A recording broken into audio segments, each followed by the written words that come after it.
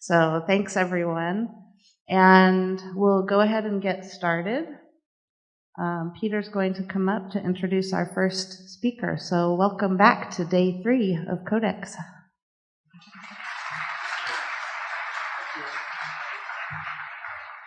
Hello. I'd like to introduce my friend Patricia Lagarde.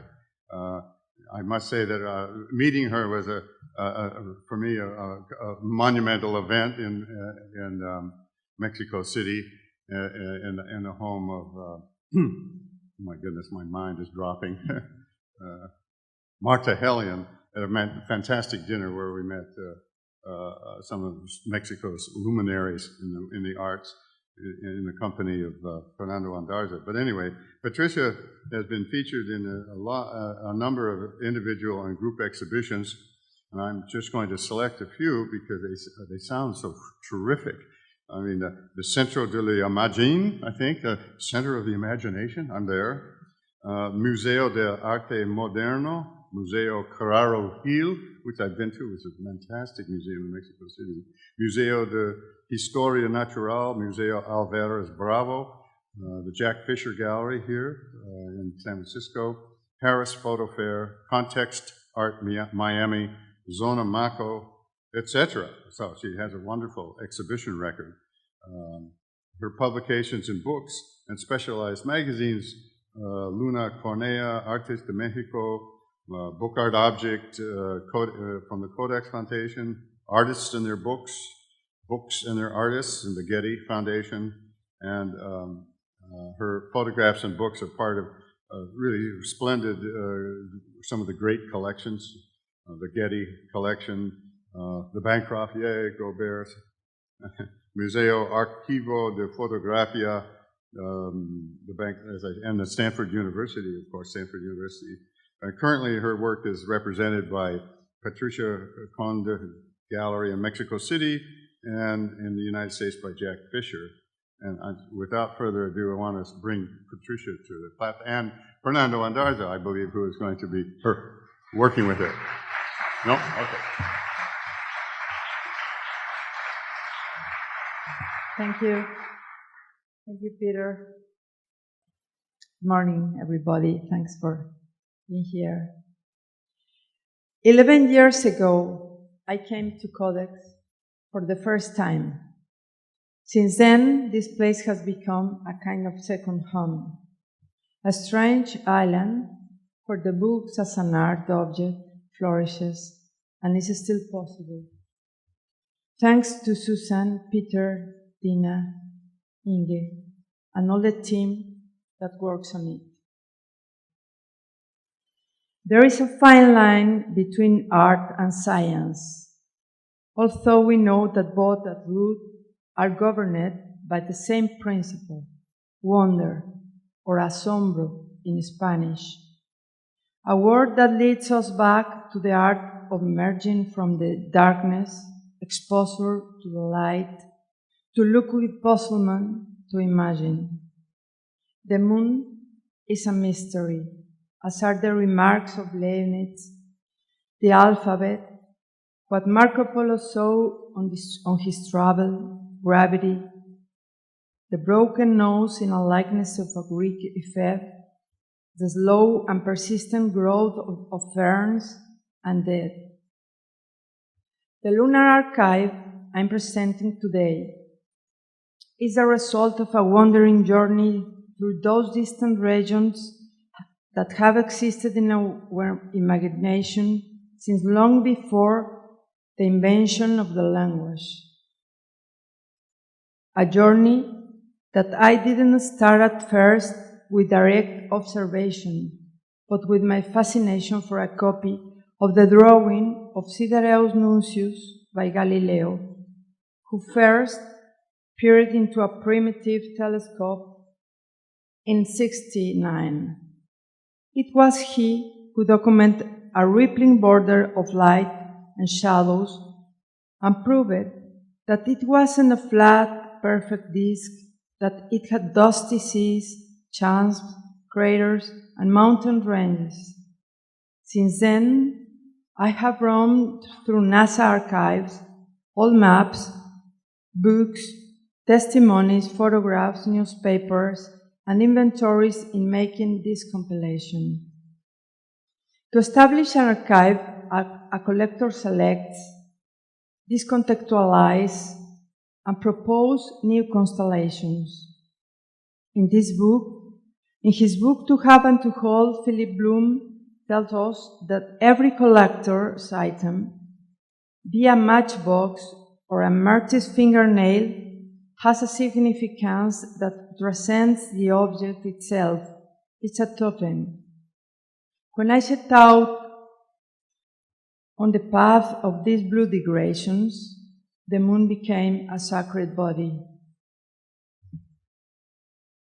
To establish an archive, but how can we account for what we know only through images and duplicates, for what others have seen from afar? One of the first pieces in the archive foldable, insert with sections from the tales of people who in the 2nd century have walked or imagined walking on the surface of the moon. Through stories, fictions, in the end, every story turns to myth. In 2nd century Greece, Lucian of Samosata wrote in his book, "For a whole week we pursued our airy course, and on the 8th day descried land. It was an island with air for sea, glistening, spherical, and bathed in light." In description, Julius Verne wrote 62 novels about extraordinary journeys, a series of reflection on progress and humanity's place in the world. In 1902, Georges Méliès inaugurated the science fiction cinema when he discovered stop-motion technology. Following in Verne's footsteps, he sent his own spacecraft right into the eye to the moon. Fritz Lang, in his last silent film, brought the first woman on the moon. Ariosto sent Astolfo flying in a fire chariot to the moon, where everything lost on earth goes to rest. The remains of fame, prayers, tears of love, time lost, and wishes. Again and again, we encounter the fantasy and the desire to make the moon our own. But what does possession mean? When we can truly say that we own something, one form of possession is duplication. Gilbert was the first person to draw a map of the moon before the invention of the telescope. Then came Harriot, Galileo, Van Langren, the centuries of the great selenographers. Lunar nomenclature has shifted over time. At first, the seas, oceans, and islands were named after kings and nobles. Beginning with Riccioli, however, the names were changed to the ones they still bear today. One, to the west, storms, lightning, deliriums, epidemics, winds. To the east, the sea of tranquility, sea of nectar, sea of fertility. The slow, sinuous line sketched by cartographers for over 2 centuries underwent a sudden change with the first astrophotograph, a small daguerreotype taken on the night of March 26, 1840, a partial image of the moon that time and humidity have showed in a magical aura. 5 years before this event, the astronomer and mathematician William Herschel, who invented, among many other things, the cyanotype, which is the printing process I have used for this moon archive. Traveled to South Africa to catalog the stars, nebula, and other celestial bodies visible from southern hemisphere. That was when a New York journalist published a false news story in The Sun that Herschel had discovered evidence of life on Moon, including fantastical creatures like unicorns, two-legged beavers, and hairy winged bat-like humanoids, in addition to raging rivers and lush vegetation. Media hoaxes are as old as the moon itself. On July 20, 1969, the mass media offered us fragments of man's moon landing, a fragile, confusing images, so to capture those little hops through a gray world, the deep shadows of the lunar model, the struggle to plant the flag of sandy surface, stark, improbable, mysterious depictions of centuries' greatest feat, the colossal publicity apparatus around so-called space race, an epic tale reinforced by unbelievable images. The arrival of human beings on the moon marks in some way the end of modernity in a world that has an exhausted era of discoveries. The Apollo mission represents the last great voyage, the last great conquest for the sake of political triumph in the middle of the Cold War.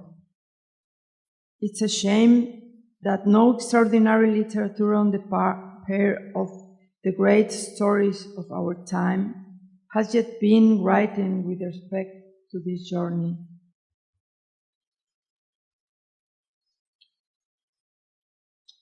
The moon landing has the only occasion when the Argentine writer Jorge Luis Borges was compelled to sit in front of the television while Maria Kodama described to him the show. The world has changed, technology has evolved, and the moon is no longer a mythological object. It has lost its mysterious aura. Nothing sacred lives there. And it will soon become yet another territory for mining operations. Still fiction and the imagination follow their course, and today I own an acre of land on the moon. A plot between sea of vapors and sea of serenity, near the Manilus crater. There I plan to build a labyrinth, a house, a cenotaph, a place of soaring minarets. The imagination grants symbolic qualities to things, enabled us to live unprecedented places, to expand territories, borders grow porous, and we embrace the unfathomable. We will be necessary to create memories before I can make this place truly mine. Memory, says Plotinus, is for those who have forgotten. I have to name things for the first time. I will have to make things for the first time. The stars, the mountains, the craters, the seas. I will have to travel the region in silence, pointing, orienting myself, summoning the gods once more. I will have to spend my afternoons in the shade of the terrace, gazing out at the Haemus Mountains, remembering. Thank you very much.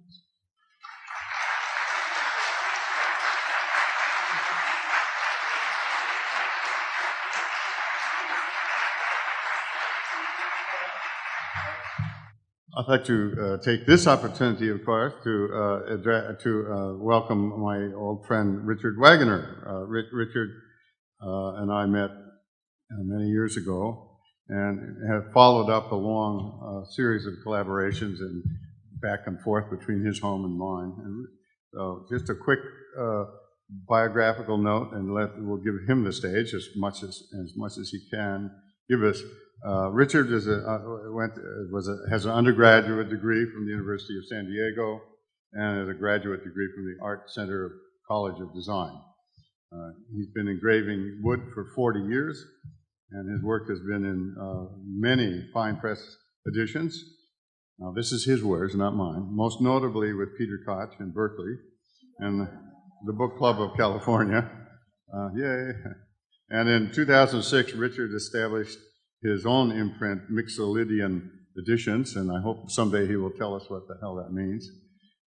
I think there are musicians among us who are well acquainted with what that means. To publish, anyway, he founded his editions to publish his own work. He has collaborated with David Pascoe of Nawacum Press on 3 fine press books, one of which earned them the 2016 Carl Herzog Award for Excellence in Book Design. Richard was also awarded the Oscar Lewis Award for contributions to the book arts and currently lives with his wife and surrounded by children, grandchildren, etc. in Northern California, and to be more specific, Cataluma. Richard will discuss the origins and development of Cascadia, a recent 2021 co-publication of Nawacum and Mixolydian. The book is an exploration and celebration of the wild forests of the Pacific. And so, without further ado, please welcome Richard. Now, he's not. Someone has to get him. Good morning.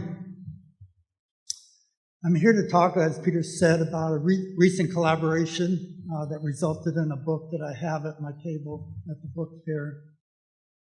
And I'd like to help you understand how and why this project came to be. I want to start with a little background information. From 2012 through 2016, California was in an a severe drought. By 2014, over 20% of California was in not just a severe drought or an extreme drought, but in an exceptional drought as characterized by the U.S. Drought Monitor. 4 of those 5 years of drought were the driest consecutive 4 years in California history. So the land was parched. And with the high temperatures, the lack of rainfall, the snowpack in the Sierra was diminished, and our lakes and reservoirs were drying up. Then in early 2017, California received a record amount of rain. In some parts of Northern California, they received close to 180% of normal rainfall. Certainly a blessing. The drought was broken. Our lakes and reservoirs had a chance to recharge. There's also a downside to it. With all that massive rain, one of the things you get is massive vegetation growth. The rain mostly fell in January and February and then tapered off, and California returned to the hot, dry conditions of before. The summer of 2017 was the hottest summer on record up to that time.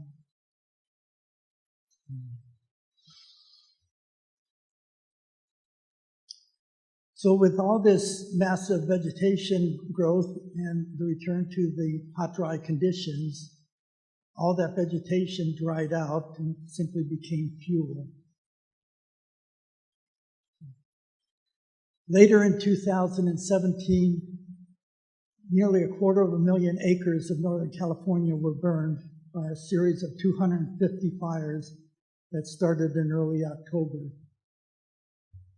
The most devastating of these fires and the most devastating fire in California history up to that time was the Tubbs Fire, which started in Napa County over by Calistoga, and driven by winds of over 50 miles an hour, spread westward into Sonoma County and the city of Santa Rosa.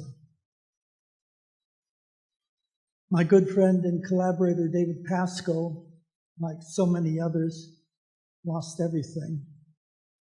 The fire moved so quickly, came so early in the morning that David got away with his car and the clothes on his back, and that was about it.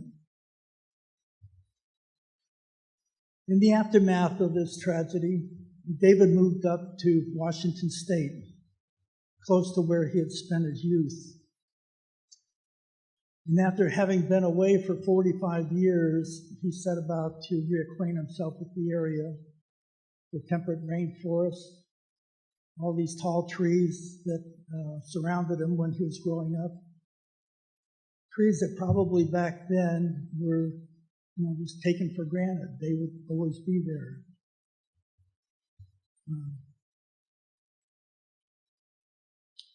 Now, having seen, excuse me, back up a little bit, but back in the 50s when he was growing up, one of the things he noticed was the very unenlightened logging practices that were common back then, including the clear-cutting of old-growth forests. Having those memories and then his recent experiences with the fires taken away, David thought it would be a great idea to do a book to kind of celebrate this forest so we could appreciate it, what it is, and acknowledge and be aware of all the threats to the forest. So we started talking about doing a book about the temperate rainforest. Initially, one of the ideas was to kind of focus in on one tree and look at the intricate ecosystem of the forest, from the subterranean to the forest floor, the understory, the canopy, and the overstory. The more we talked about it, our interest was really in the region. So we started focusing in on that area, bounded on the east by the crest of the Cascade Mountains, west to the Pacific, from southern British Columbia down into northern California. This area known as Cascadia. I had already thought of things that I would like to engrave for the project, a number of the inhabitants of the area in this region.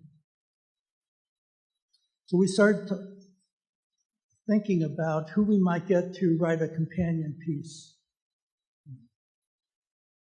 David and I went up to Port Townsend, Washington, and met with two writers, Christopher Harold, who lives up there, and William Dietrich, who drove down from his home in Anacortes, Washington.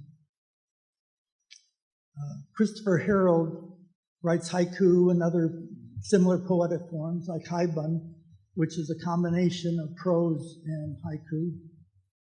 He's a lay Buddhist monk and a musician. Back in the 1970s, he was a member of a Bay Area band, Kingfish, with Bob Weir of the Grateful Dead. William Dietrich is a novelist, nonfiction writer, and a journalist. In 1980,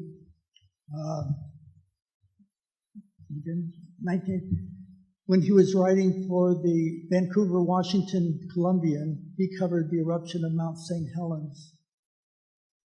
And then in 1989, he was writing for the Seattle Times, and he and three other journalists covered the Exxon Valdez oil spill up in Prince William Sound. The following year, those 4 journalists were awarded the Pelts Prize for national reporting. One of the things that David and I wanted to express in the book and in our talks about what the book should look like, we wanted to kind of share the experience that we've had hiking in the wilderness. Our feeling that when you're out there, there's always something different to look at. And there's also this yearning to see what's around the next bend, what's over the next hill. So we wanted to provide as much visual variety as we could. And one way we thought of doing it is by using different papers. David contacted Andrea Peterson of Hook Paper in Indiana. She sources her fibers locally there. And from the samples she sent, we picked out this Indiana Daylily paper because it had the appearance and the feel of a forest floor. And we used that for the end papers.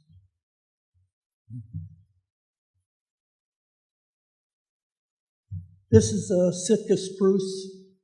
It's on the western side of the western coast of the Olympic Peninsula. As you can see, all the soil underneath the tree has eroded away, and the roots are barely hanging on to the bluffs on either side. So it's really a wonder that this tree survives, it's flourishing, and hasn't toppled over yet. They call it the tree of life. Christopher's haiku is printed on St. Armand paper, a light tan. This is a detail of one of the spreads. David came up with 3 different images that could bleed off the page to have as a nice background. This one being ferns, there's another of pine cones, and a third of pine needles.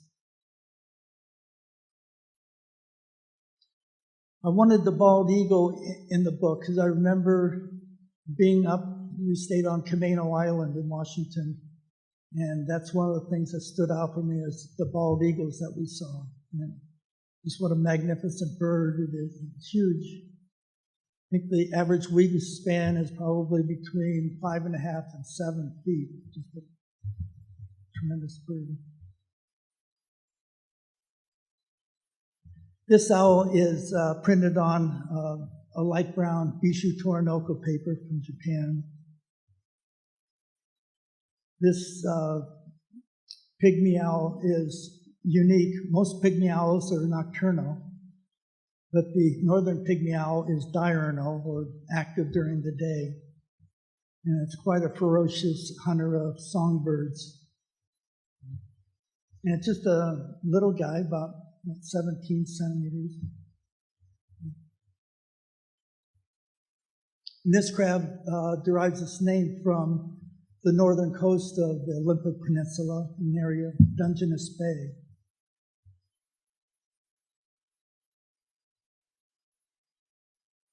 The middle section of the book is a small gallery of prints wrapped in Lotka paper. This is the black bear.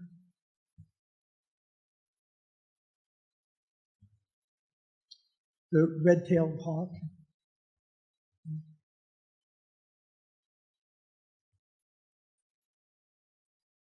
This tree here is the Duncan Memorial Cedar. It's the largest western red cedar in the United States, the second largest in the world.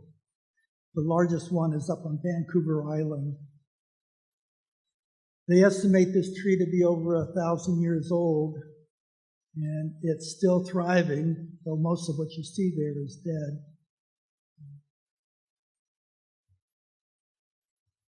William's essay, The Lost Forest, is printed on a light green St. Armand paper. I really like the job that William did writing this essay, putting so much information into it, really talking about the complex architecture of a temperate rainforest. talking about the different cycles from decay and growth, looking at the different areas from the fungus underneath the ground up to the epiphytes in the canopy.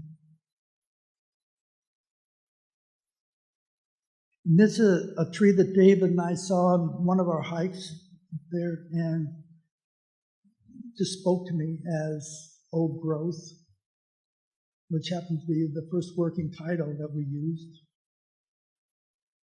And in another sense, it was something that was just begging to be engraved. This is one of the main plaintiffs in the legal controversy of the Pacific Northwest, the northern spotted owl, which mainly makes its home in the old growth forest. And with the clear cutting of the old growth forest, its habitat was necessarily being diminished.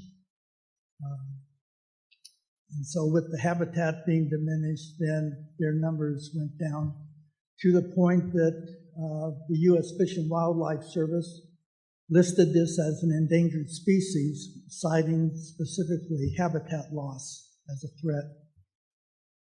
But with this loss of the old growth habitat comes another threat to this owl, which is an invasive species, the barred owl, which is mainly an eastern bird, but now has extended its range into the west.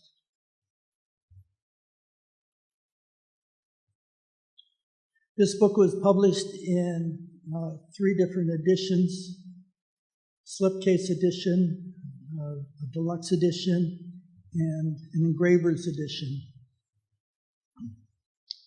The binding was done by John Demerit. The slipcase edition and the deluxe edition were both bound using this paste paper made by Meredith Robert back in Massachusetts.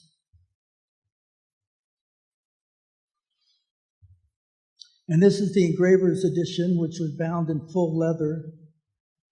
My engraving of Mount Rainier is stamped into the cover.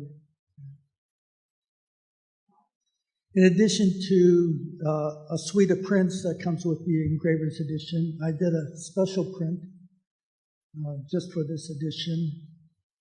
This is Hurricane Ridge, where David and I hiked one day, ran into the Olympic marmot, fun little creature that is endemic to the mid-elevations of the peninsula.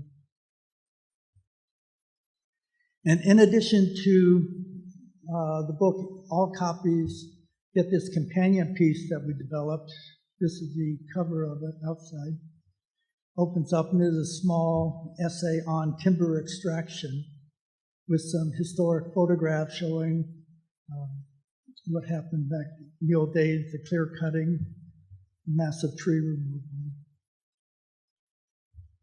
So this book is a remembrance of what was, an appreciation for what remains, and a celebration of what could be.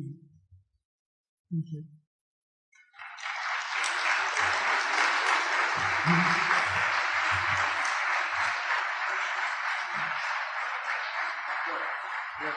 Plenty. We're doing really well for time, so if we'd like to engage Richard in conversation a little bit, why don't we? It's a good challenge. If anybody has anything they'd like to say. If I can I just repeat the question and then you could answer it here? You're asking about the source material and if Richard is working from photographs or sketches? I mainly work from photographs. And almost always what I want is primary source, so things that I have seen and actually photographed in the time. One of the problems I have is that when you're hiking with someone, they don't necessarily want to wait around while you sit there and sketch for an hour or two. So it's a lot easier to try and get source material and then work with it later. I would say, not just talking about this book, but in general, most of the work happens a number of years after I've collected the source material.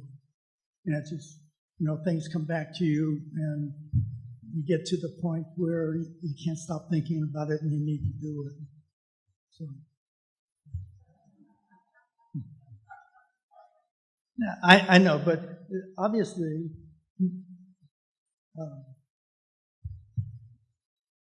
there's the elephant in the room. He had just been burned out and lost everything. You know how traumatic that is for someone to deal with, and this was some way of working through that. Yeah. In fact, at the last Codex, I was at Susan Loudermilk's table, and she has a book that's pop up that shows the fire, and I had this tremendous reaction. She popped that up, and you see the flames and everything, and I just thought, don't show David. It was way too soon. Thank you very much.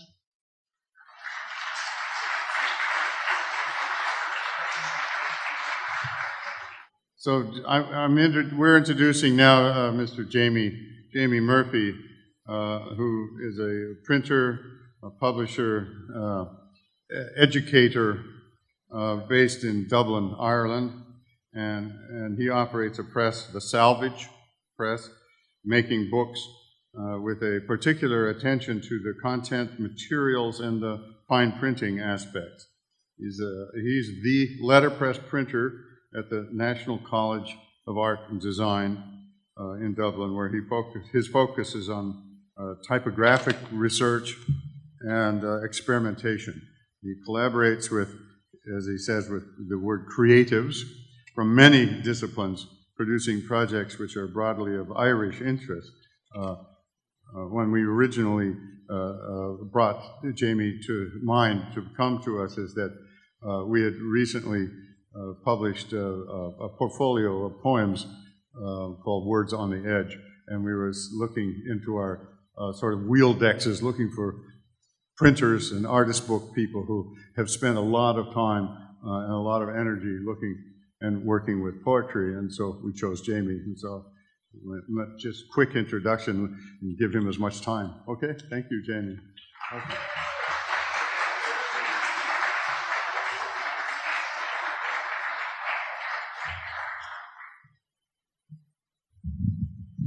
Thanks, Peter.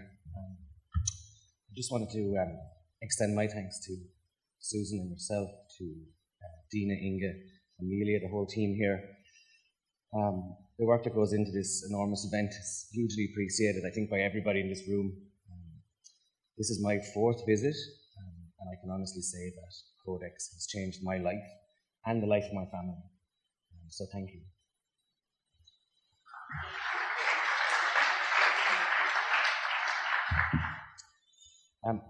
So I'm Jamie, and I make books. Outside of my home life, my life primarily revolves around typography, book design, and letterpress printing.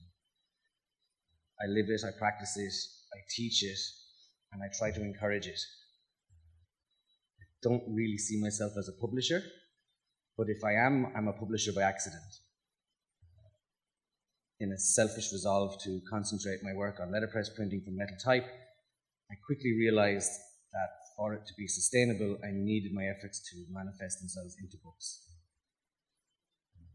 We invest our time and our energy, our souls and our resources in the pursuit of what is eternally elusive, the perfect book, or at least the perfect book for us.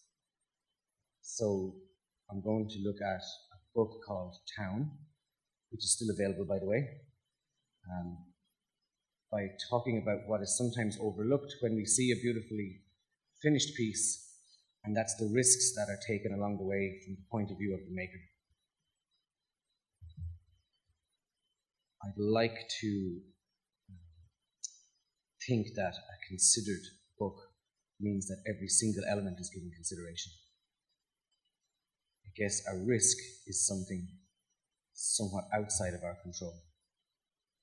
These risks are not to be confused with carelessness although some of these risks are certainly more risky than others.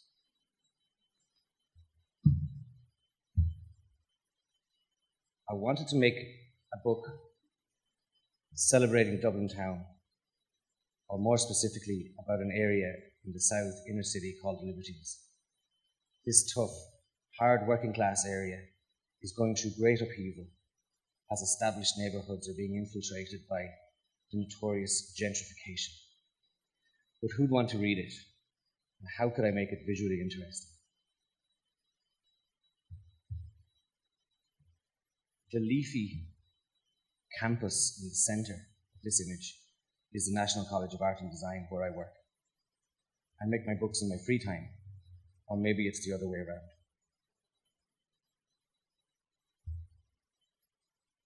Every book I make, I try to learn from a new process, often within the field of image making: wood engraving, wood cuts, lino cuts, metal plates, lithography.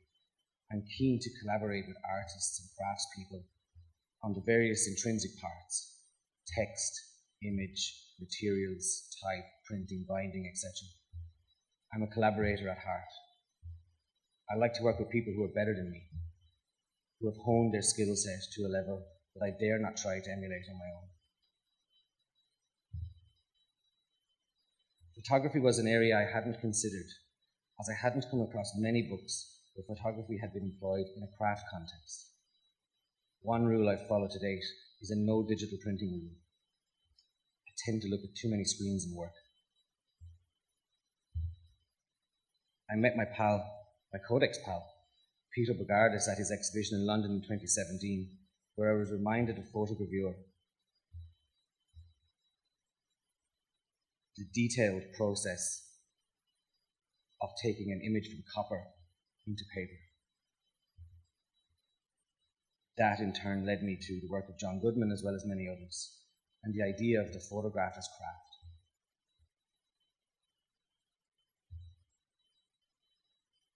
It also prompted me to revisit my college days, where I would spend late nights in the darkroom and enlarging images from 35mm film.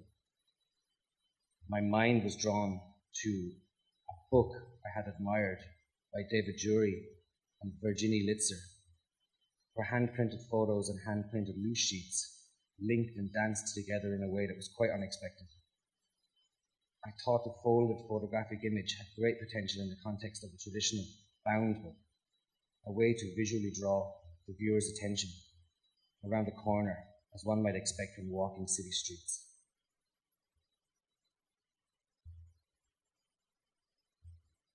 Peter just mentioned that I did a broadside for the Extraction project. I did that broadside in collaboration with Anne-Marie McCurran. This was the first project we worked on together. Anne-Marie McCurran is a poet who was first recommended to me by another collaborator, and that's how it goes, word of mouth. She was making a name for herself just as I was looking to work with somebody new and exciting, female preferably, due to being underrepresented in this particular field.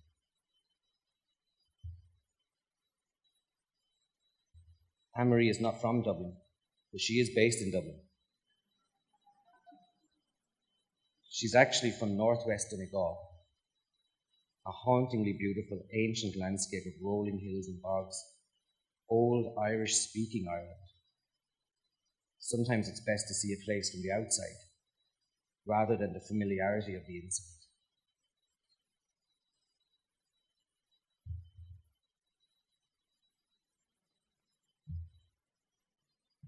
The great thing about working with up-and-coming artists is that you're all on the same trajectory, and you're all looking out for one another, and there's no ego. Anne-Marie wasn't established. She had just put out her debut collection when I got in touch. There often isn't a second collection. Will she remain writing? On reading her debut, Bloodroot, I was convinced that she was a confident, considered voice. Worth the gamble, I thought.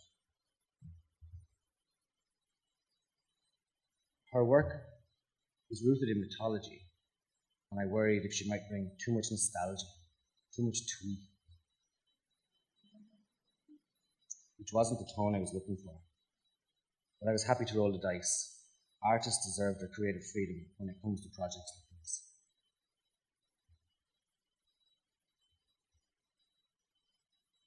Rich Gilligan is a photographer I had met some years before through some mutual friends. I'd always admired his work ethic. It reminded me of my own. He could be seen running around the city from one job to the next, cameras and bags and lights in tow. In 2014, we shared a gallery venue one night to launch 2 respective books. He sold tons of his book. I don't think I sold a single one. By the time I was ready to work on town, there was by now one minor issue. Although Rich is from Dublin,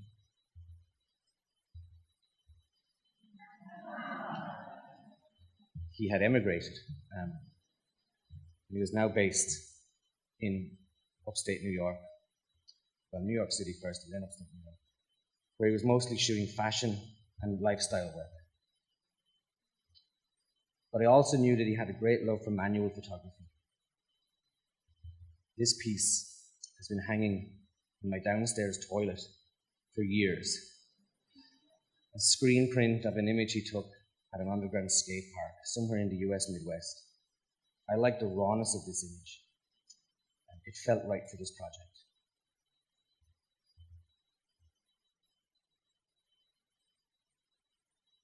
Because he lives in New York, he was visiting Christmas 2017, so he had just one shot to make this body of work.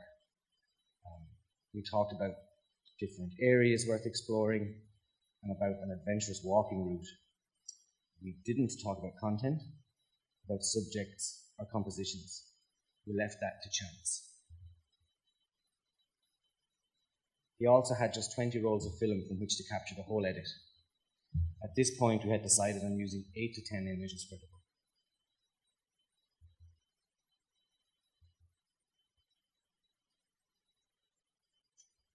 Barbara Wilson was recommended to me as one of the finest makers of photographic handprints in the world. Her portfolio was very impressive. Handprints from the darkroom are always a risk. I wondered what our tolerances of variation in the prints would be. Would these variations be visible from one print to the next? She would eventually surpass my wildest expectations with her professionalism and attention to detail. But back then, it certainly felt risky.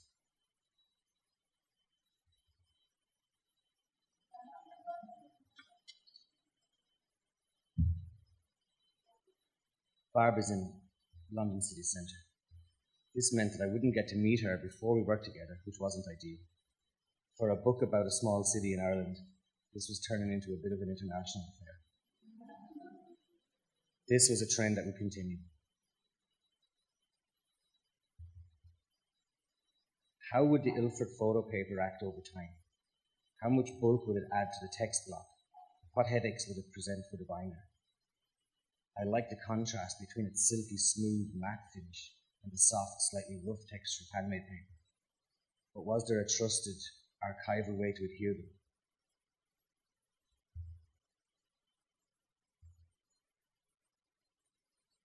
Many of you will be familiar with the Belke-Losini mill. They've been making handmade paper since the late 16th century.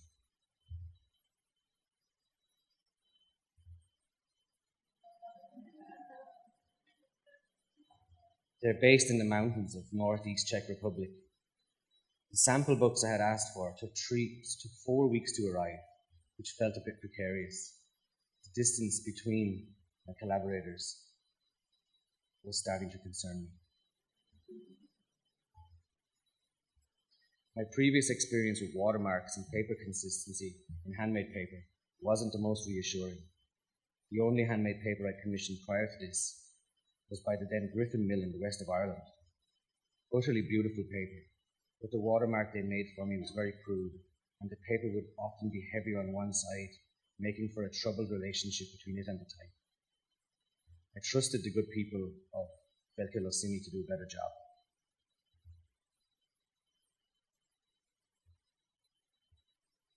The printing window was pretty tight for this, and dazzled by the lights at some point, I committed to a launch across from the Met on 5th Avenue in NYC, and I do remember worrying a bit about having the paper arrive on time.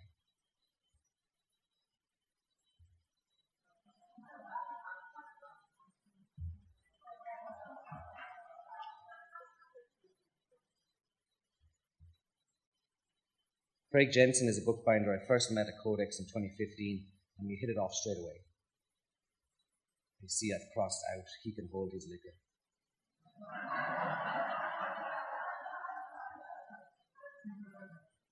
Although he was threatening to retire all week, he showed me several of his bindings on show at the Craneway. Loom for David Pascoe and Richard Wagener, Lac de Pleur for Gaylord Chenelac, and several bindings on show on Russell Moret's table. It was a good tactic, and I left Berkeley that year vowing to somehow figure out a way to work with Craig before his imminent retirement. This project felt like a good fit.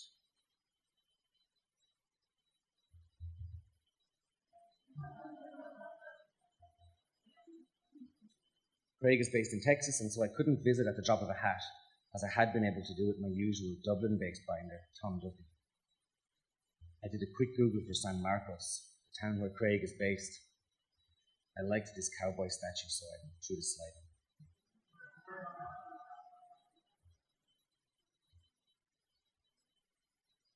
The format of the book, with its folding images, cut pages, extra portfolios, etc., would present reasonably complex structures for Craig to solve, coupled with a hand-painted book cloth that wanted to buckle with any application of paint.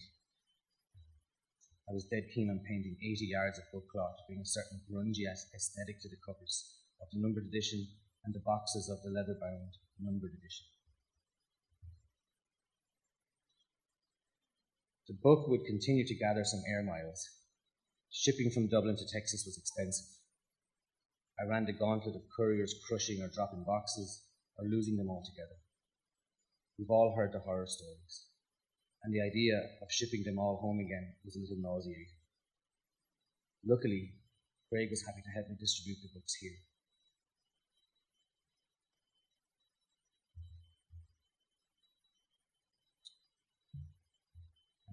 Russell Moret pointed me to Rainer Gerstenberg, who has been casting type from Founders Metal for over 60 years.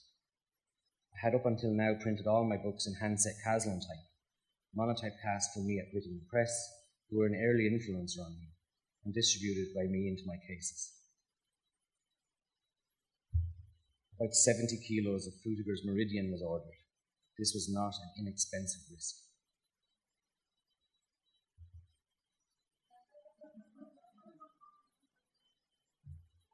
Rainer was based in Frankfurt, although now retired. So that's now a book about Dublin with collaborators and contributors from Ireland, USA, UK, Czech Republic, and Germany.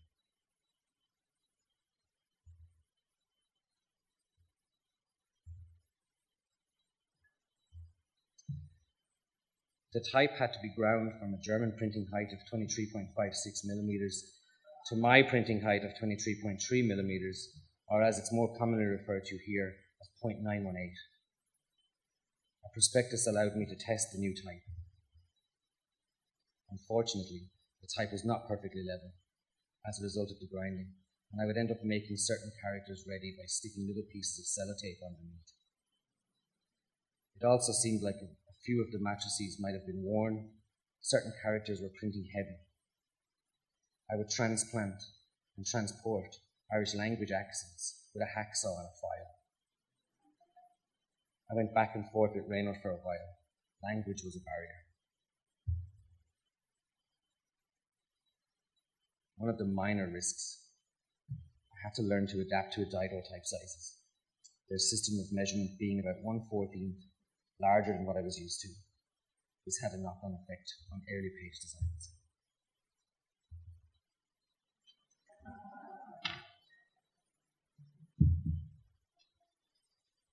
I guess I'm the final collaborator in this project. By the time it came to printing, the gamble was very real indeed, and I'd done it again. I pretty much gambled the house. My wife doesn't talk to me about money anymore. This wasn't the first time this had happened. It wasn't to be the last time, but I guess that's part of the excitement. You have to trust your instinct.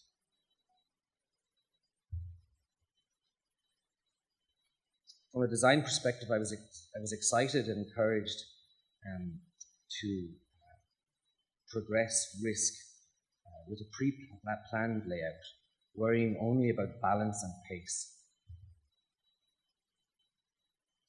about leading the viewer on a journey with wrapping in images as street corners, texts hidden behind cut pages as if appearing in doorways, chance image juxtapositions that reminded me of crowded markets. Anne-Marie's poetry would be placed in place as she provided it, with very minor typographical adjustments. Rich's images would be tipped in the order of his edit.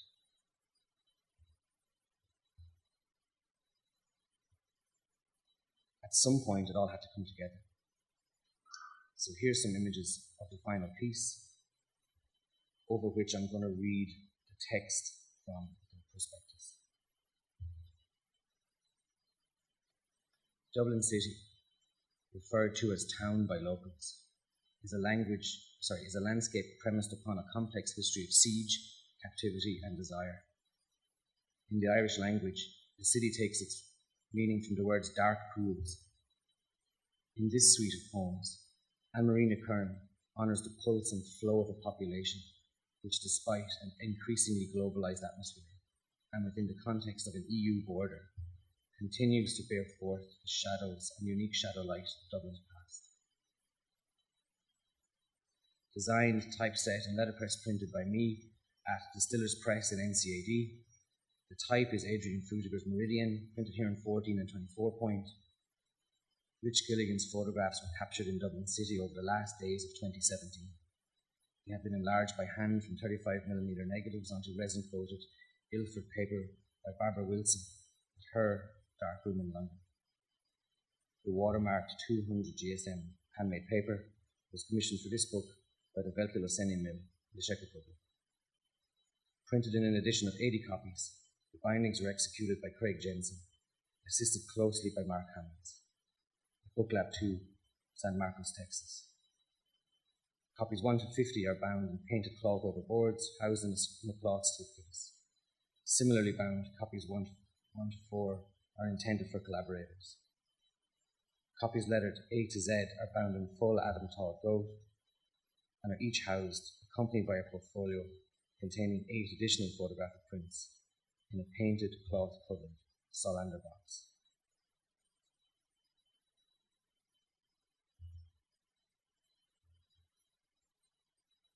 This is the last poem in the book, and it's the poem we chose when making a little video about the project. I make a little video about each project now and have done since about 2016. I find it's a really nice way to just capture a sort of an energy around the project before it's too late and it dissipates.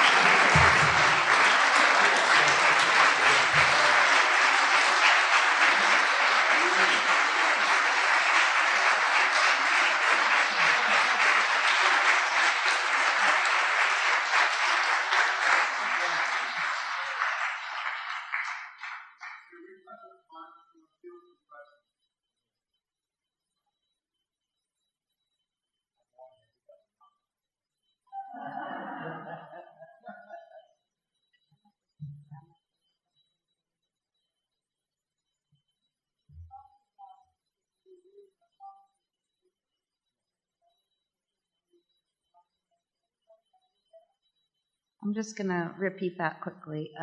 Susan was asking about the concern about the paper from Velki Lucini and how that would work with the project. How did it turn out?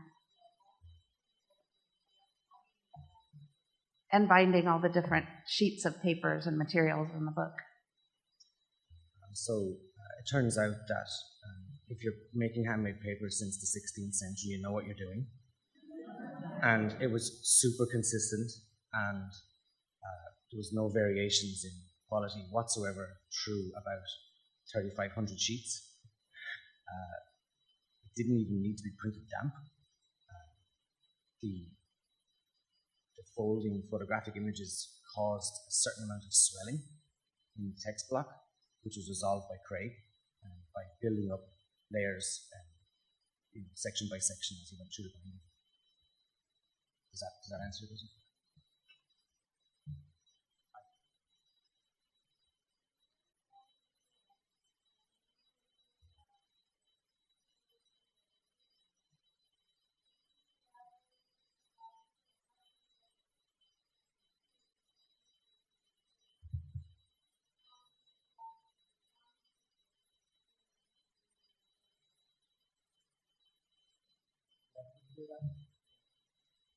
Okay. So the photography was Richard's gig. I did not edit those, he edited those. And I think that's one of the risks. You put your trust in the people that you collaborate with, and that's important. And the people in the Liberties love getting their photographs taken. Tattoos and cigarettes and everything else. And it's about being human, isn't it? And just being able to kind of capture sort of the life and the blood of the city. It's kind of, in essence, what the project is about.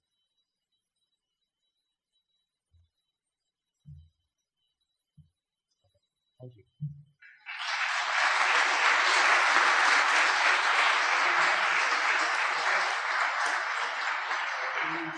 For those of you who have been involved in the extraction Art in the Edge of the Abyss intervention, you should now probably be somewhat familiar with Sam, because he probably he doesn't really want to talk too much about his ascendancy to the role of the head of the extraction project, but I don't mind telling you that I had kicked it off along with a couple of museums and in Montana, where I'm somewhat familiar. And then I came down with with a year-long ordeal that didn't allow me out of the hospital for more than a few hours a day for a long time. And then my chief collaborator, Edwin Dobb, who had taken up the slack when I got sick, but even beforehand, before I got sick, he had been recognized. He was recognized as Mr. Butte, Montana, Mr. Extraction, having written some of the most beautiful prose on the subject of mining, and he called it pennies from hell, and it was where your copper comes from. And Ed just dropped over dead one day. I mean, quite unexpectedly, right in the middle of preparing this rather enormous undertaking that kept growing like a snowball rushing down the hill, and so I had to turn to Sam, who was working as an intern and at CODEX Foundation, and say, "Well, Sam, it's all yours." And he looked at me in almost horror, and I said, "Well, it's a lot easier than you think it is. I've got your back, sort of, and we'll help you as much as we can, and good luck, buddy." So all of a sudden, he was at the head of a network of hundreds and hundreds of artists and curators and gallerists and writers, all around the world. So to make it a little briefer here, I mean, to keep it within reason, my appreciation for Sam has been absolutely enormous. And he writes a very modest introduction to himself. He's an artist, activist, graduate of Cornell, where he earned his degrees in fine arts and psychology. As one of the principal organizers of our project, the Extraction Project, he's coordinated over 60 extraction exhibitions and events around the world and has written about extractivism, overconsumption, and the Anthropocene. Since 2018, Sam has worked on ours as our special project director. So welcome, Sam.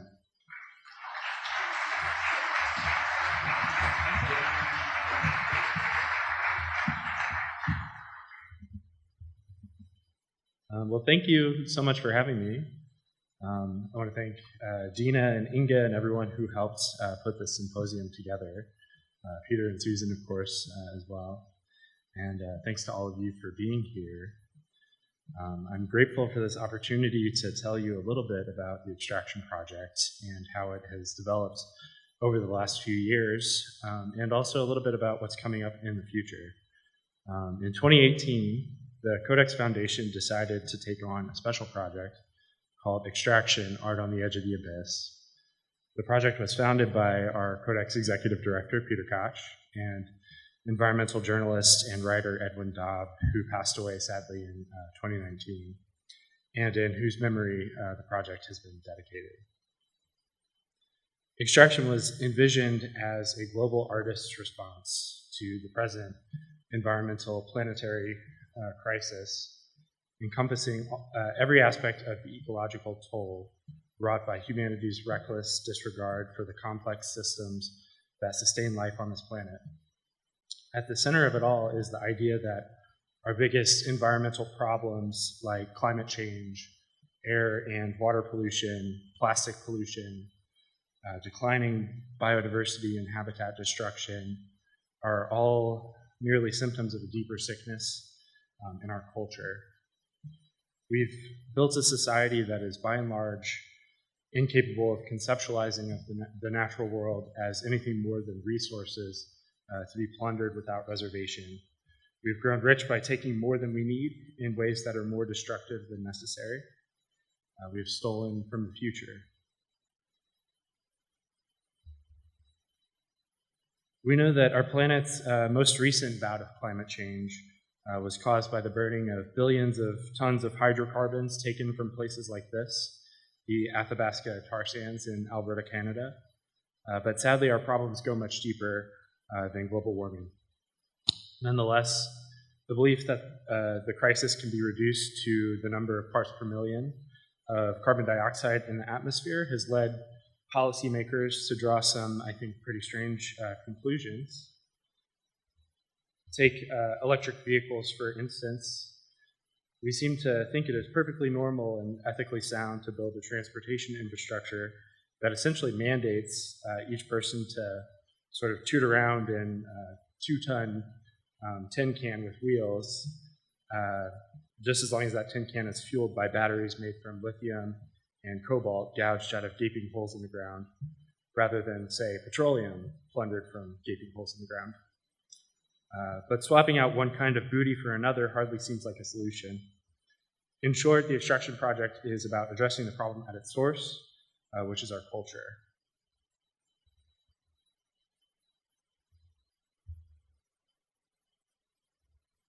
I know you're impressed by these special effects.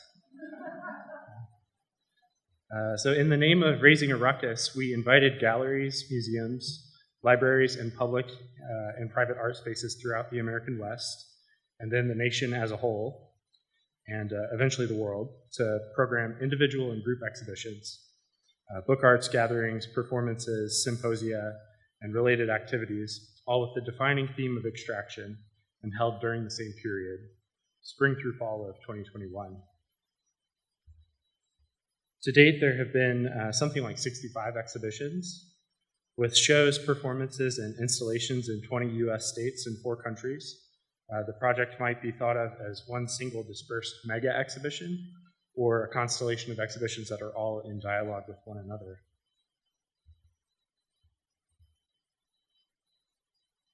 I was hoping to do that spiral effect from the movies where the newspapers kind of swirl in, but that's the best I could do. So exhibitions included as part of the extraction program have been featured in the New York Times, The Economist, Washington Post, and many local and regional news outlets.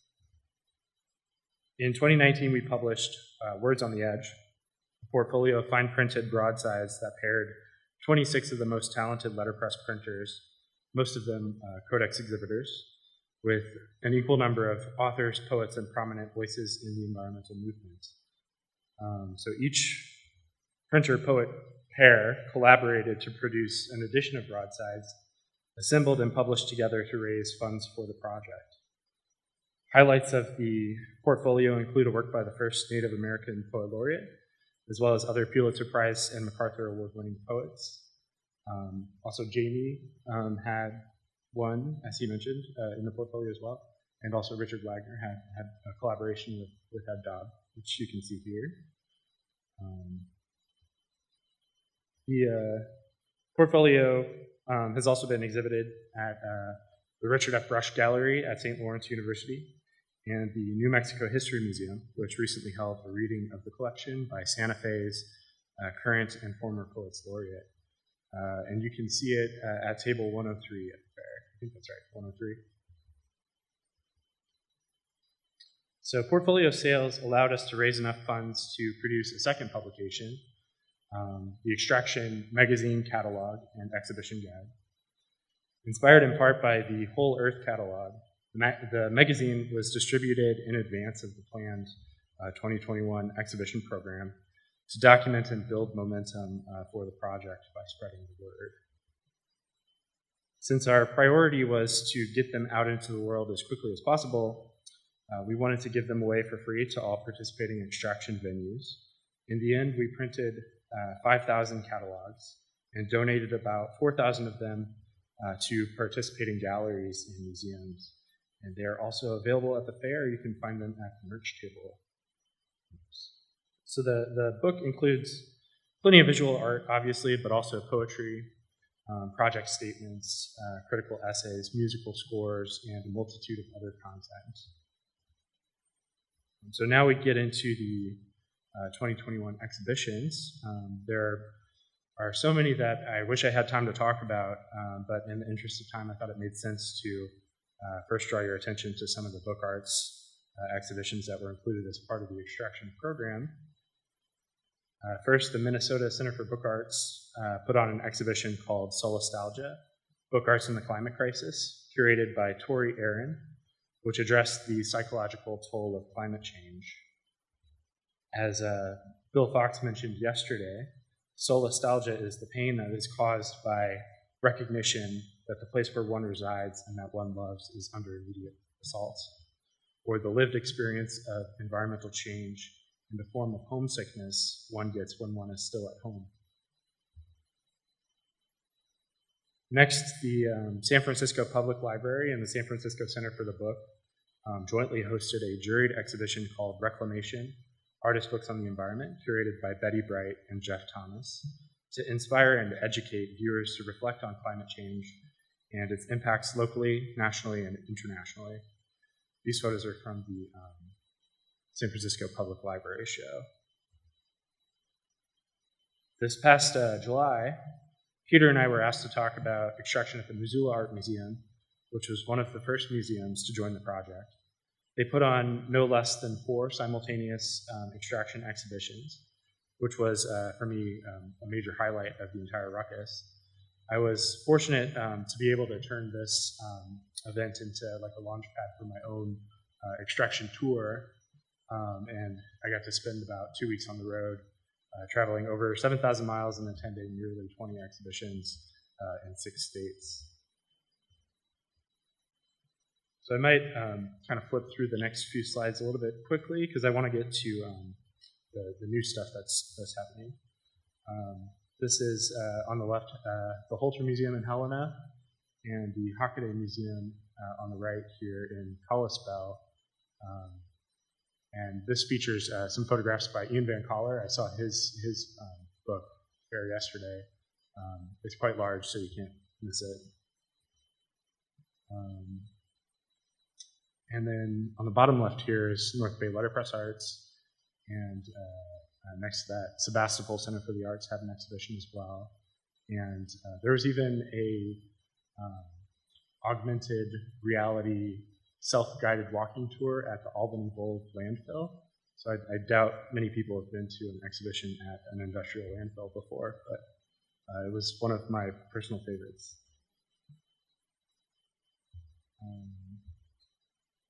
Okay, so on view right now at the Museum of Contemporary Native Arts in Santa Fe, New Mexico, Exposure, Native Art and Political Ecology documents international indigenous artists' responses to the impacts of nuclear testing, nuclear accidents, and uranium mining on Native peoples and the environment. There are over 1,000 abandoned uranium mines and mills on the Navajo Nation alone, which have caused elevated rates of cancer and radiation-related illnesses among Native communities.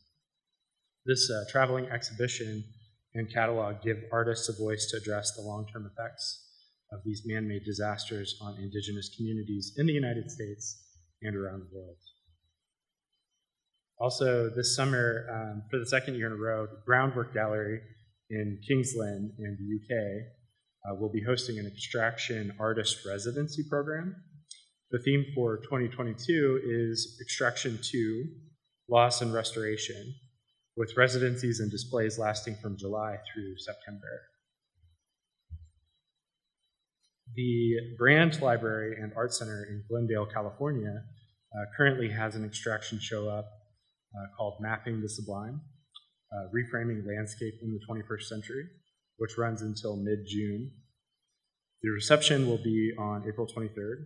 This exhibition is a survey of a diverse group of 19 artists from LA and the Bay Area that challenge our culture's entrenched conceptions regarding landscape. Next, the Torrance Art Museum in Torrance, California has a show called Extraction, Earth, Ashes, Dust, exploring the overarching power structures that dictate methods of extraction as they relate to cultural, natural, and ecological capital. Artists challenge notions of the map, explore both healed and broken landscapes, and embody methods of extraction and regeneration.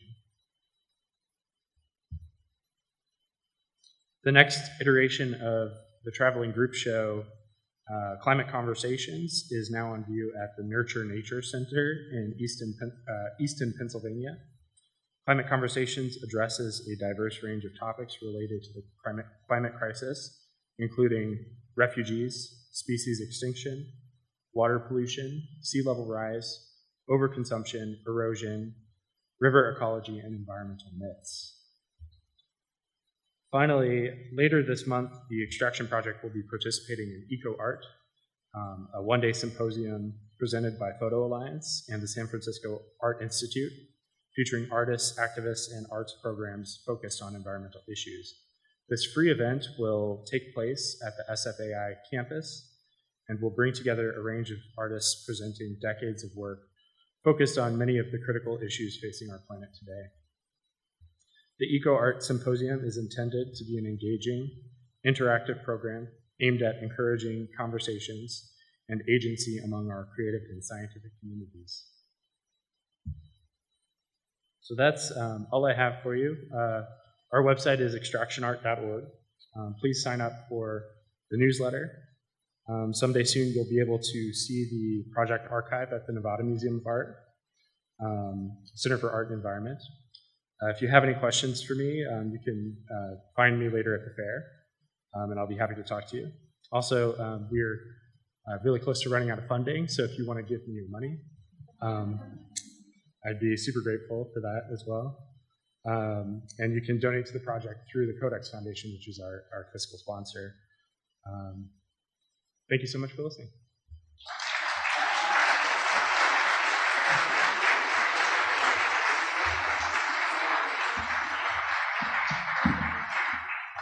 Good afternoon. I'm going to introduce Peter Koch. Peter, director, founder, and visionary of the CODEX Foundation, hardly needs an introduction. And if you don't know who he is, there's a giant bibliography of his life's work on our table, 102 at the fair. And Peter has many other talents as well.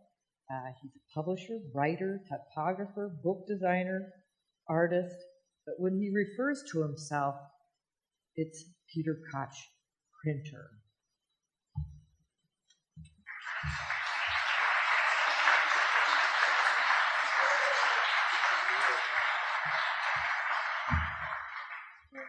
Thank you. For those, I'm sorry to say that that the image is not nearly as beautiful and clear as it ought to be in sharp, detail. But for those of you who remember, this was our debut in 2007, wasn't it? This is it. There we are gathering, wondering if this is going to work. And I just want to sort of turn this few minutes that I have here into a kind of appreciation for everybody who is here and everybody who has been here throughout all the 8 or so symposiums and book fairs, 13 symposiums. And I'm going to read a little thing that I should try to call it a rap, if you will, but not that kind of rap. It's titled The CODEX Foundation, A Brief Retrospective and a Long Future. And my first thought was, as I was trying to find a way to enter the subject, was counting coup, which is described as touching your enemy in the heat of battle, which derives from an act of bravery practiced among the Plains Indians, a practice that does no bodily harm. How this act relates to what an artist has in mind when making a book or a painting remains to be seen. By touching the mind of the viewer without doing bodily harm, perhaps that's the meaning, but to change the metaphor into a closer simile, we might transform the enemy into a reader. Then a metaphor may work. We make our books to touch one another. And if we follow Kafka's famous dictum, if the book we're reading doesn't wake us up with a blow to the head, what are we reading it for? So we draw much closer to what I mean by counting coup. Over the past 17 years, Codex has grown from a desire and a twinkle to reinvigorate the San Francisco printing scene and create a book fair where I could see new work from all of our friends and colleagues to become a global marketplace for the material and for the intellectual commerce devoted to exhibiting, documenting, publishing, and promoting the splendid, truly splendid arts of the book. And in the process, we have touched one another.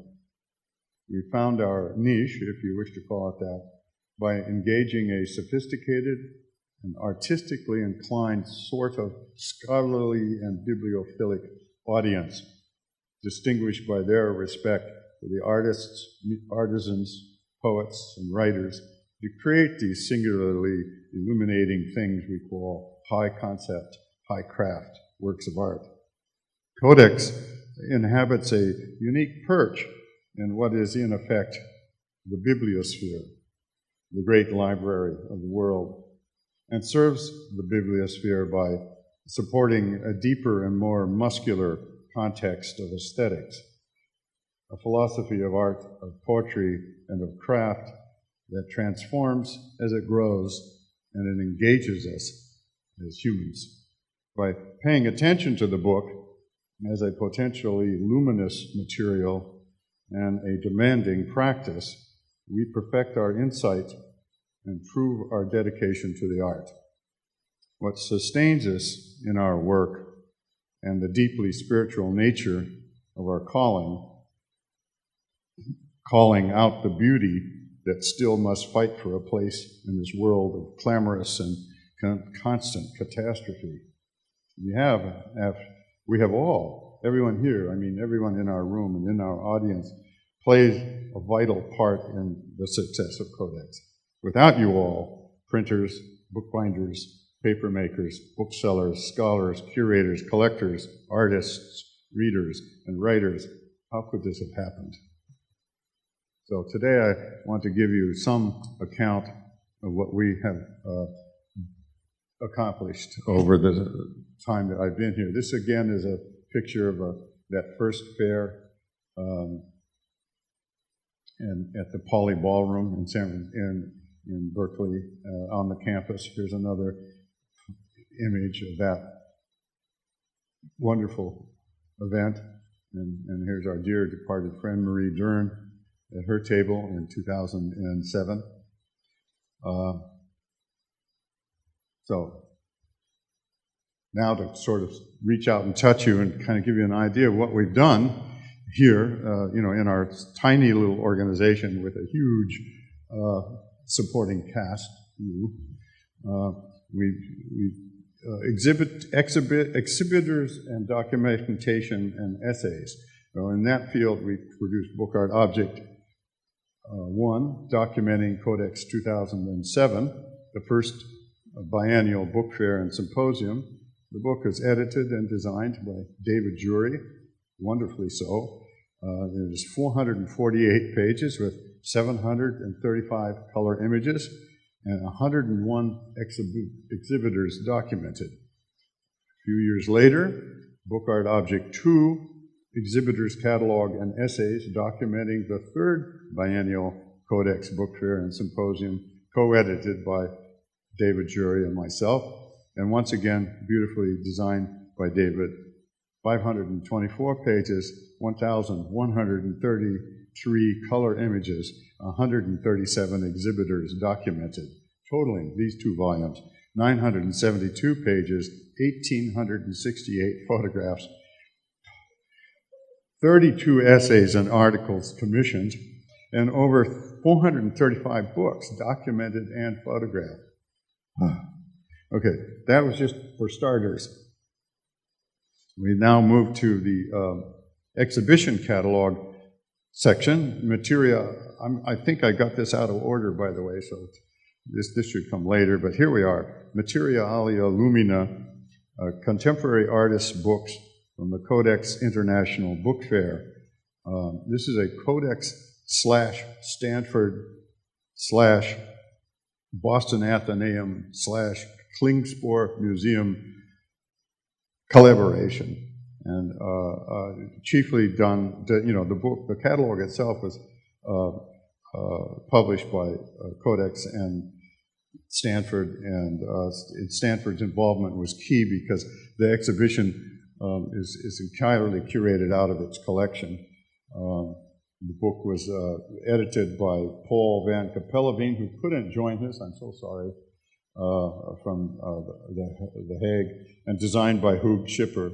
And this one is 392 pages, documenting 75 books from the Codex, and we'd like to call it the Codex 75, by 51 presses representing the work of over 65 artists, printers, and publishers. There are copies available now, finally. The shipment arrived 4 days before Codex opened. Yay, it's here. Yeah, and by the way, heavily subsidized. We've had really some great collaborators and some patrons. So the extremely bon marché of $75 is just 1/3 the cost of each volume. So 2/3 of it is free, and 1/3 of it is for sale. But you get the whole thing. From Codex, there we are, our title page. We also published a couple of catalogs, Art of the Book in California, 5 contemporary printers. This is not a Codex publication, but it was my foray into museum curating, and out of it came this catalog to the right, the Libros d'Artista Exposición, a Codex Mexico Stanford University traveling exhibit, catalog edited by our friend Fernando Andarza. Yay, Fernando. Yay. The exhibitions were curated by Roberto Trujillo myself, Isaac Masri, and Fernando. Now, we also had, wait a minute, this doesn't say it. Where is it there? I'm trying to, oh, I get there later. There are 4 themed assemblies that we published. That's the cover of the Codex Mexico catalog. Alchemy du Verbe. Okay, these 4 themed assemblings investigate ideas of materiality and spirit, our relationship with technology and with the natural world, the struggle with word and image to create a synesthetic language capable of expressing our higher aspirations. So we've invited a number of artists to collaborate, produce an edition that we can then box up in what we call an assembling and sell. And the sell part of this is where a considerable portion of the income that makes Codex possible comes from selling these. They raise about $100,000 a piece. So over the years and by the way, you have to understand, we spent all that money. We don't have a bank account it's just from year to year. So with these assemblings, we are able to keep people working. And so we had Alchemy du Verbe, which was the first one, which was really aimed at linguistic printers, language. And then Mapping the Cosmos, which was really awfully, aimed very much at the visual artists amongst us and giving them priority.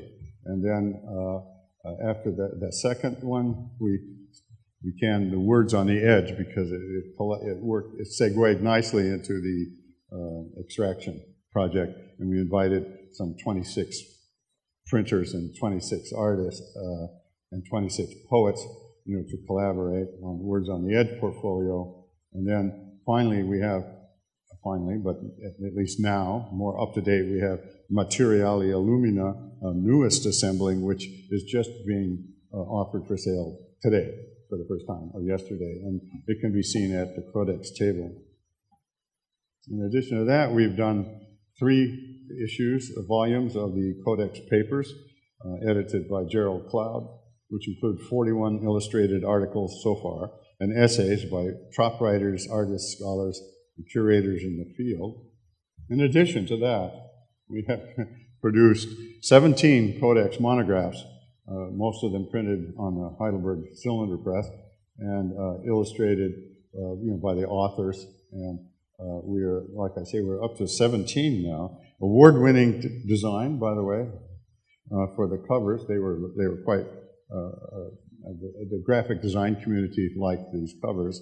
Anyway, the authors include Karen Blights, Betty Bright, Robert Bringhurst, Carolee Campbell, myself, Alan Loney, Alberto Manguel, Russell Merritt, Didier Moutel, Monica Open, Johannes Strigala, just a name, like 9 or 10. And then of course, we published the Extraction catalog, which you just heard about. I love that picture. And then we've had collaborative exhibitions and events. We had Codex Mexico under the direction of Isaac Masri, Fernando Andarza again, and the Codex Foundation. And there were exhibitions in Mexico City, Puebla, Guadalajara, Tequila, Washington, D.C. We had Codex Australia under the direction of Alan Loney in Melbourne, and Codex Nordica under the direction of Emi Malfi in Oslo.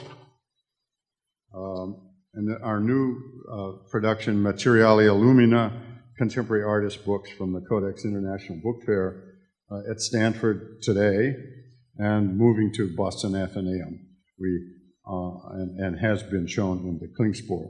Here we have the latest and one of the most intellectually rigorous and aesthetically produced monographs so far, a compendium of 17 top international scholar writers in the field, enhanced by the brilliant editorial work of Paul Capelleveen from the National Library of the Netherlands and designed by Hugo Schipper in The Hague. The writers, we should sound like a really good, a familiar gang to some of you. Certainly they're the top names in the field of writing about the artist book and book arts and fine printing. Martin Antonetti, Betty Wright, John Buchtel, Paul Van Capellavine, Gerald Cloud, Mark Dimunation, Jan and Crispin Elsted, Viola Hildebrandt Schott, Vanessa Cam, Sandra Krupa, Marie Minisieux Chamonard, Suzanne Padberg, David Payton, Marcia Reed, Ruth Rogers, and Stefan Soltek. We did gather a rather stellar group of essays. And just thank you guys, yeah. All the writers, many of the writers are here. And just, I wanted to dig into the statistics just a tiny bit before wrapping this up. We over $3.5 million in trade was generated at the 2019 fair alone. That number is an extrapolation from the honest souls who responded to our survey. And, as many people do, they tend to underestimate how much money passed through for a reason that they don't know this really actually happened. Has the check been cashed? Did the order really come through? And on the other hand, people will exaggerate a little bit just for the sake of exaggeration. But because it was an anonymous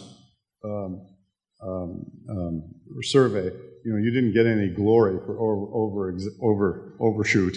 So we think that really $3.5 million was spent. And we've had 29 scholarly and artistic monographs and papers published, 8 book fairs, plus the associated fairs in Mexico City, Melbourne, Australia, and Washington, D.C. We've organized 12 symposia, including 8 in Berkeley and 1 each in Melbourne, Australia, Stanford University, the Grolier Club in New York, and coming this fall at the Boston Athenaeum. So, I just want to let you know that we've done a little work.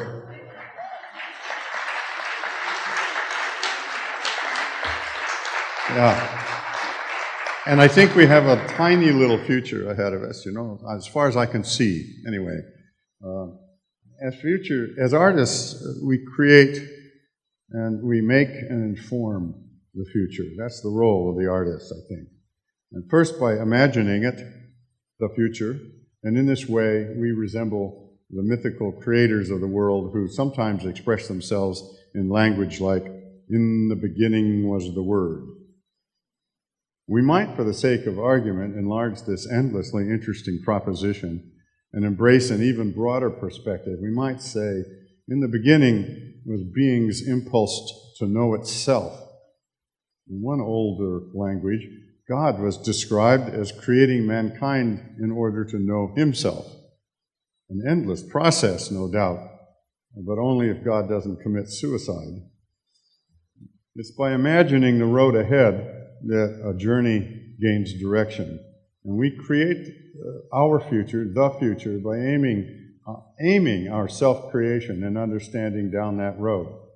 In this spirit and with synergy and with collaboration, it is my wish that the work begun by the CODEX Foundation and all our friends and supporters will evolve further, will grow and transform and always maintain the strong spirit of high concept and high craft.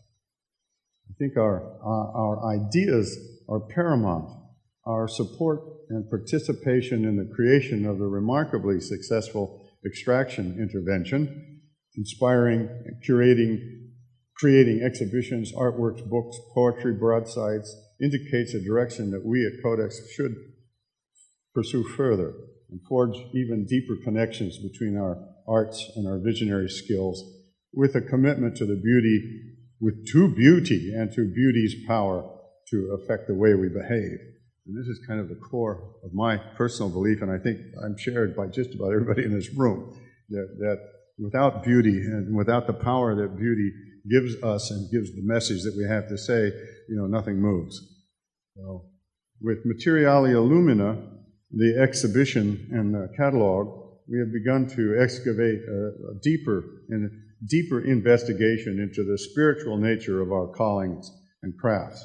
And finally, I think We have become, in the spirit of the Old West rendezvous and the grand market of Istanbul, we have become the intellectual and artistic Olympics of the book as a work of art, and you guys made it all happen. You guys did, and I cannot express how grateful I am to have played my own small part. Thank you.